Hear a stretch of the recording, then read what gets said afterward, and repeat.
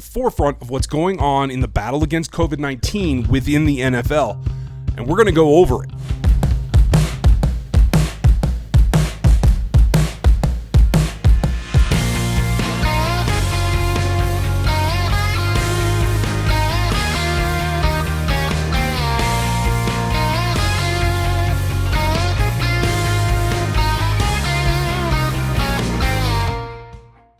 Welcome back to RGR Football. I'm Ryan. This is me going rogue on the NFL and the Kansas City Chiefs. Make sure you like, sub, and hit that bell right now as we get going. This is going to preempt my normal rumors video because there's not a whole lot of rumors going right now, but I do have a few things for you. That's going to come out on Thursday, so don't miss that.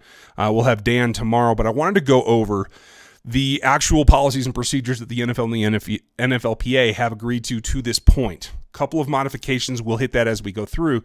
But I got a lot of questions about how this testing is going to go on, who's going to do it, that kind of thing. So we're going to dig right into it.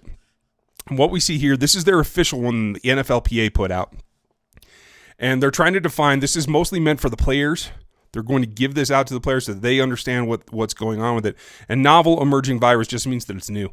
And they haven't tracked the disease, that it's kind of like the early days of it. And they're really making an effort through this document to say, this is what we're doing right now. As data changes, we're going to change as well.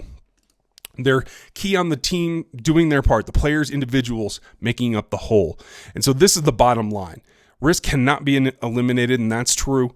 Most can be reduced, though, and that's what they're putting here. Must reduce the exposure. Keeping the team environment safe for everybody's responsibility.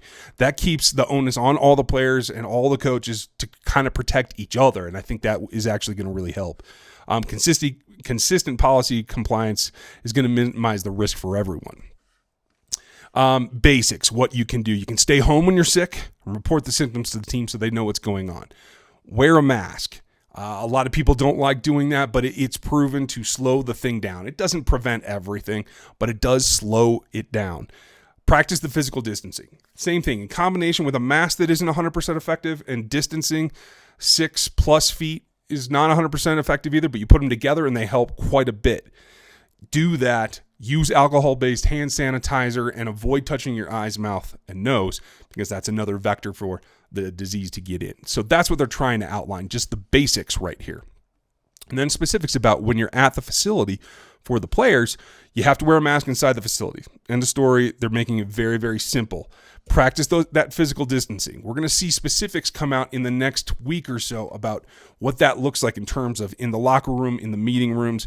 We know that the Chiefs in particular are going to utilize all of their facilities, including Arrowhead, so that they can keep as much distance between position groups and guys that don't have to come into close contact any more than they normally would have to. So that's a plus. And here's the key. Don't share towels and water bottles and food, etc. For those things that are mechanical, like in the strength conditioning room, out on the field with sleds and those kind of things, those are going to be cleaned by the staff. And so while that's great for the players, you also have to remember that's exposure for the staff, the equipment managers, the training staff. That's all something that you have to take into account for when you're trying to keep an entire group of people healthy and without this virus. Screening and testing. A lot of this was on Twitter. I put a ton of this on the Locked On Chiefs podcast on Tuesday as well. So go back and check that out. You can get it on Google Podcasts as well as Apple Podcasts and Spotify and all the big ones. Looking at it, yes, testing is critical, but it's only one component of the overall effort. Keeping yourself distant and keeping yourself clean is a big part of it as well. Details on the screening and testing protocols weren't finalized when they put this out. This came out a couple of days before the agreements were reached that we talked about on Monday, and we're going to finish this here as they've become a little more clear. And it does say here that the protocols will be updated as the science evolves.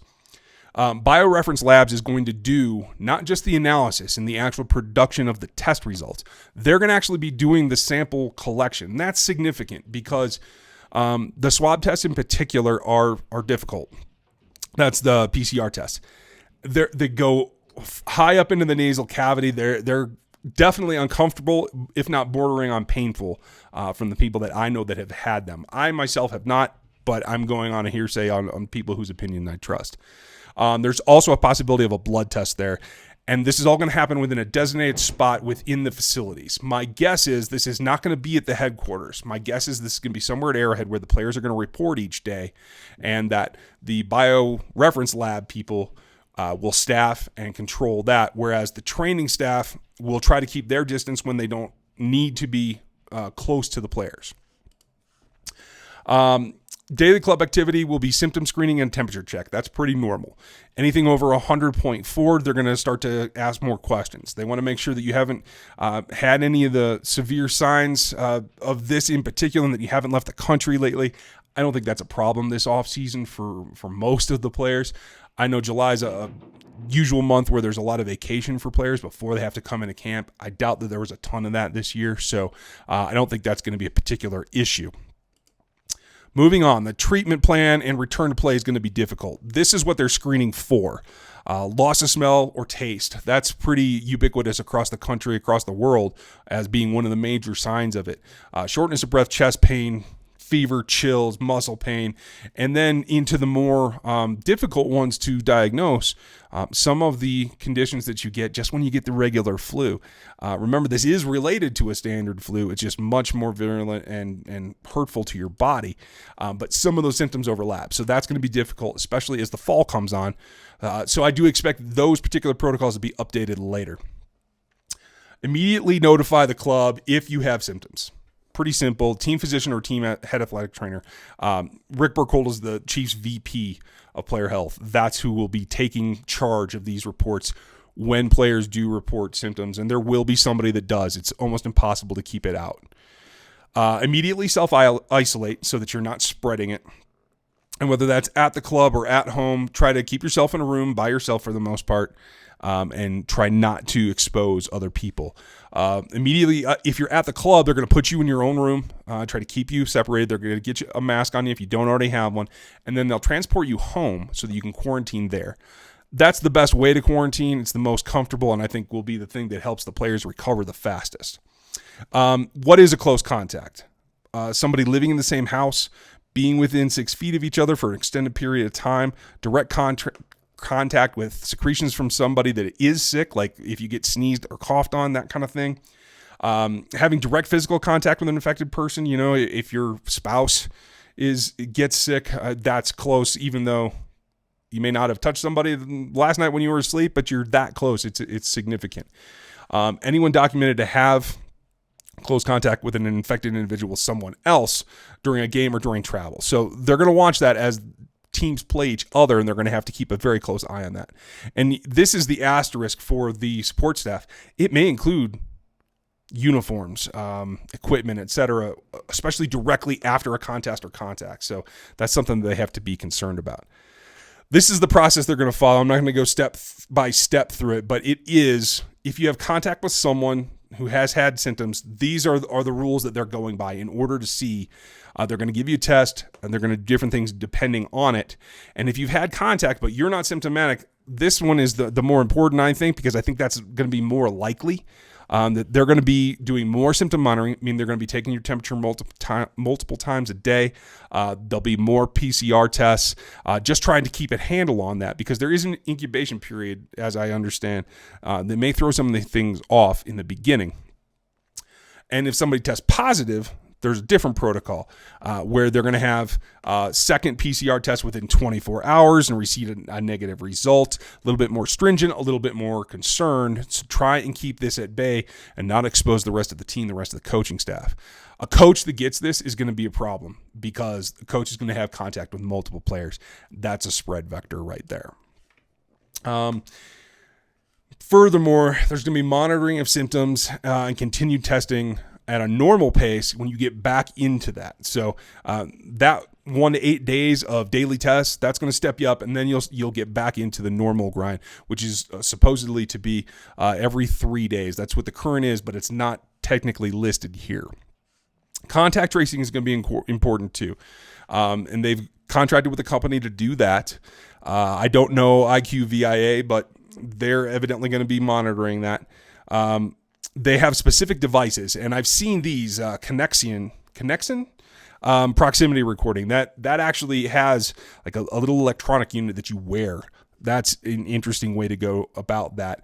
And most importantly, this can happen during team activities, and they're going to record these, like when you travel, so that if you step into a baggage claim somewhere and you're next to someone else that may have been contacted positive, this is going to show up and help them try to trace that.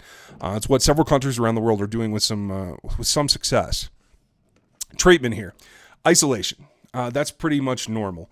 For a lot of the population who do get this, it's flu-like symptoms. They're able to rest at home and able to recover from it. There's just no way to know if that's going to be you or if that's going to be somebody else, and you might have some more severe symptoms. You'll be provided with a thermometer and a pulse oximeter for daily symptom checks. Pulse ox is going to be part of it. This is a lung attacking respiratory infection. So lung capacity is going to be important. It's something, especially for an athlete, is going to be paramount in tracking. And there's going to be daily communication with the club. That seems pretty straightforward. Return to facility following a positive test. You're not going to be permitted to travel. You're not going to come into the club, and you're not going to have contact with anybody on the team or the staff. And then the return to the facility is going to be a little bit slower. 10 days they're looking for to have passed. 5 days without the initial test. They want multiple tests that come back negative. That protects the team, protects the coaches.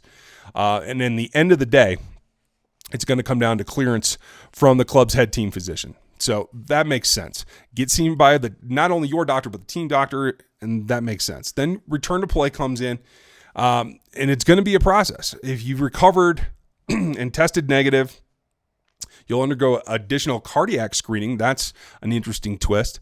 And filed a mild symptomatic infection, a complete minimum of 3-day progression exercise protocol under team medical staff supervision with appropriate clinical monitoring. So they want to make sure that you're not just recovered from the exposure to the virus. They want to make sure that you're able to perform without putting yourself in jeopardy. So that's an interesting protocol that I'll try to dig up more information about as we go down the road, and hopefully we'll get more information on it. And complete a progressive exercise test for 7 days or equal to twice the duration of a hospitalization. Let's hope players don't get hospitalized. This should be a healthy population. We'll cross our fingers that doesn't happen. We get into transport and travel. They have put out tiers. You can see those definitions online of who tier 1 is. That's player specific. Tier 2 that are support staff, etc. Mask must be worn. Physical distancing must be done. You're going to have separate hotel rooms. This may change especially during the early season camp, how much capacity you're going to have for traveling.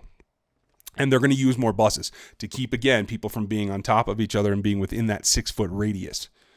No public transport, not permitted to leave the hotel. It's going to be kind of a lockdown situation. And you're not going to be visiting each other in rooms.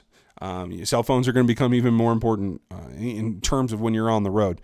And you're not going to use the saunas or the pool or whatever at the hotels. And then media and fan engagement, that's going to be different. It's going to be completely limited. Media personnel are really going to be locked down. You're going to hear some of this from what the Chiefs are doing about who's going to be covering when and where and what the rotation is going to be. Here's the big thing.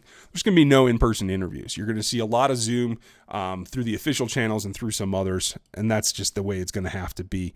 Fans and visitors not going to be in the training facility. You're not going to get exposed to them.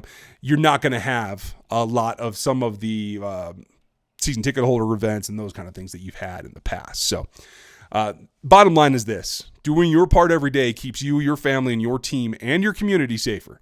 And that's what they really want. They want to get through a season, and this is the best way that they've come to it to get it done. The NFL and the NFLPA have agreed at this point, and that's what this is. This will probably get updated, and when it does, I'll have some information for you. Hope you guys dug this one. I'm going to be back with more standard videos. We're going to talk about the team and talk about the games here, but I thought this was important to see what it's like to be at the player perspective at trying to figure this out and trying to go to work and make a roster for a lot of these guys. So this is an interesting twist for me. Hope you enjoyed it. Hope you guys check this out. If you're not subbed, hit that, hit the like, hit the bell. I appreciate your time, and I'll check you next time.